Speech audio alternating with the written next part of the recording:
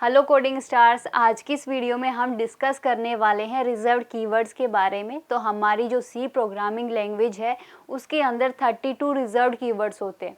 ये हमारे 32 reserved keywords है। इन हर एक कीवर्ड का कोई ना कोई स्पेसिफिक टास्क है। ये वही टास्क परफॉर्म करवाते हैं जब भी इन कीवर्ड्स को हम हमारे कोड के अंदर यूज़ करते हैं। ठीक है, यहाँ पर हर एक कीवर्ड को एक स्पेसिफिक टास्क दिया हुआ है। आगे देखो कि हमारे ये जितने भी कीवर्ड हैं ये सारे स्मॉल लेटर्स में ही लिखे हुए हैं। तो हमारे जितने भी रिजर्व्ड कीवर्ड्स होते हैं वो हमेशा स्मॉल लेटर से स्टार्ट होते हैं। ठीक, आगे बात करते हैं कि ये जो हमारे जितने भी 32 रिजर्व्ड कीवर्ड्स हैं इनको हम एज आइडेंटिफायर यूज़ नहीं कर सकते हमारे कोड के अंदर।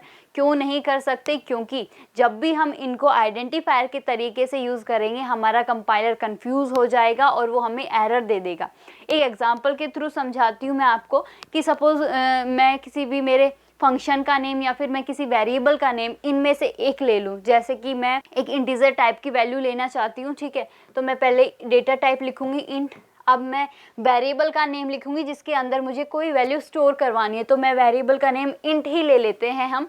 ठीक है, तो इंट मेरा क्या है, एक वेरिएबल नेम है और इसके अंदर मैंने 20 असाइन करवाया है। ठीक है, अब यहाँ पर देखो हमारा कंपाइलर क्या देखेगा कि ये तो डेटा टाइप है बट ये इंट क्या है, ये तो हमारा एक रिजर्व्ड कीवर्ड है। ठीक है, तो वो यहाँ पर कंफ्यूज हो जाएगा कि इसको वो एक रिजर्व्ड कीवर्ड समझे या फिर आइडेंटिफायर समझे, इसलिए हमारा कंपाइलर हमें एरर दे देगा। और यही वजह है कि हम इन रिजर्व्ड कीवर्ड्स को एज आइडेंटिफायर कहीं पर भी हमारे कोड में यूज़ नहीं करते।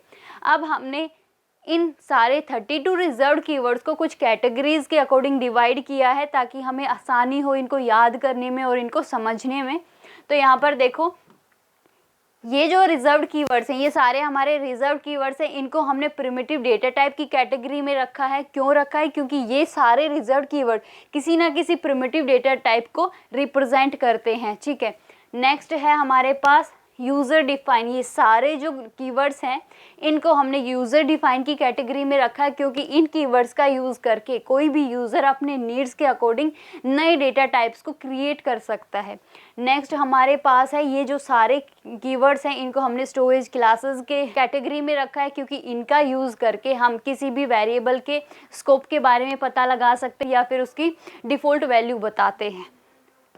आगे हमारे पास लूप स्टेटमेंट। इन तीन कीवर्ड्स को हमने लूप स्टेटमेंट की कैटेगरी में रखा है क्योंकि इन तीन कीवर्ड्स का यूज़ करके हम कोई भी लूप चला सकते हैं। मतलब अगर हमें किसी भी एक स्टेटमेंट को बार बार चलवाना है तो हम इन लूप स्टेटमेंट का यूज़ करेंगे। ठीक है, नेक्स्ट है हमारे पास डिसीजन स्टेटमेंट। जब हमारे पास कोई भी दो या दो से ज़्यादा स्टेटमेंट होती हैं बट हमें किसी पर्टिकुलर कंडीशन में एक स्टेटमेंट को रन करवाना होता है, ठीक है, एग्जीक्यूट करवाना होता है, उस केस में हम इन स्टेटमेंट्स का यूज़ करते हैं, इन सारे स्टेटमेंट का यूज़ करते हैं। इसलिए हमने इसको क्या किया है, डिसीजन स्टेटमेंट की कैटेगरी के अंदर रखा है।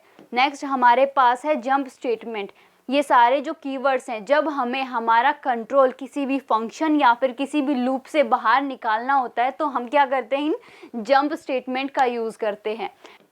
नेक्स्ट हमारे पास कुछ और कीवर्ड्स हैं जैसे कॉन्स्ट, साइज ऑफ। ठीक है, ये कीवर्ड किसी भी वेरिएबल को कांस्टेंट बनाने के लिए काम में आता है। हमारा साइज ऑफ है, ये हमारा किसी भी वेरिएबल या फिर कांस्टेंट के बारे में उसकी साइज बताता है हमें। ठीक है, तो इन सभी कीवर्ड्स के बारे में, इन सभी रिजर्व्ड कीवर्ड्स के बारे में हम आगे डीपली पढ़ते जाएंगे जैसे जैसे हम हमारी सी को कवर करते जाएंगे।